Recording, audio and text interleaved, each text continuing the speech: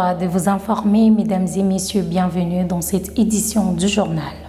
Bilan, perspective, vision du Saint Jean-Baptiste de la Salle et une sensibilisation sur les diabètes étaient au centre de la matinée scientifique organisée par l'Université de la Salle au Congo-Kinshasa ce jeudi 23 mai. Plus des détails dans ce reportage signé Gédéon Matuidi.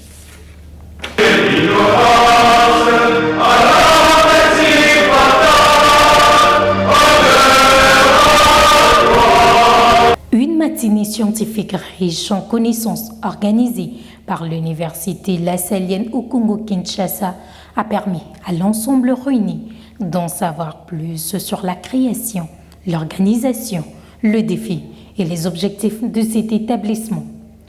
En intervenant en premier, le professeur Philippe Tondo a donné plus de détails possibles quant au fonctionnement, au bilan et aux perspectives de l'université. Au regard des activités menées depuis sa création, à ce jour, et ce, pour répondre aux attentes des pouvoirs publics et de la population, nous pouvons affirmer que le bilan est positif.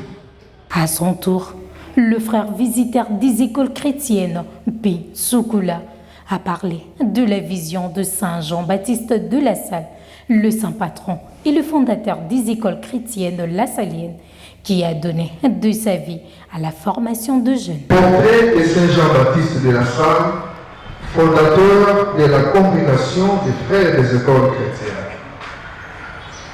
L'homme qui fait que nous soyons ici réunis en ce jour s'appelle Jean-Baptiste de la Salle. Il fut un prêtre français, né à Reims, en France, le 30 avril 1651, dans une famille de la bonne société de Reims, en France. À travers l'école, par l'éducation humaine et chrétienne, Jean-Baptiste de la Salle a redonné de l'espoir à cette jeunesse jadis délaissée. Il a compris que l'ignorance, comme le dit le prophète Osée, fait périr un peuple. Cette matinée s'est poursuivie par une sensibilisation sur les diabètes par le docteur Nixon Poka. Une partie de la conférence jugeait de frustration. De la connaissance au traitement de cette pathologie, Nixon Poka a expliqué le danger et le moyen de prévention de cette maladie.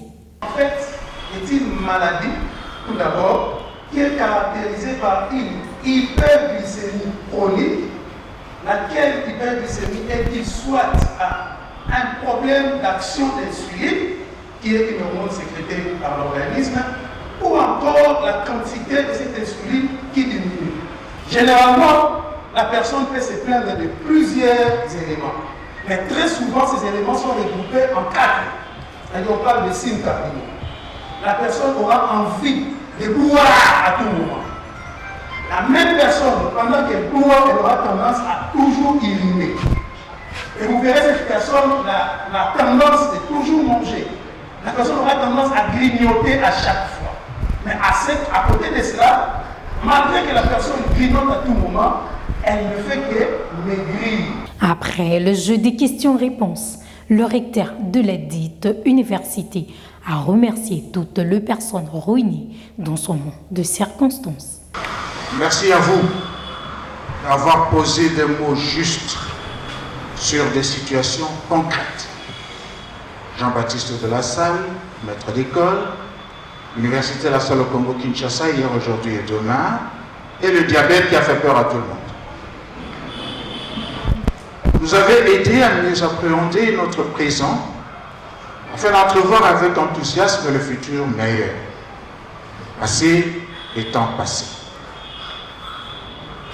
Nous vous remercions pour ce vent de positivité que vous avez su nous transmettre, ce qui a, sans contredit, contribué au succès de cette matinée. Merci beaucoup. Nous avons une grande considération envers ces symptômes. Parce que comme je l'avais dit, si nous sommes ici présents en ce moment, c'est grâce à cet homme qui a été touché par la situation d'abandon et de détresse de son temps. Et je crois qu'il doit nous inspirer. Vous savez, aujourd'hui, grâce à cet homme, les frères des écoles chrétiennes sont dans 80 pays à travers le monde.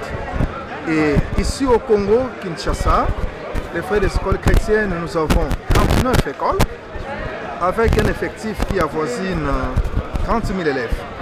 Alors, je pense que cet homme doit toujours nous inspirer, comme je le disais tantôt. Nous devons marcher sur ses traces et nous devons faire plus. Parce qu'il nous a donné le goût, il a donné le temps.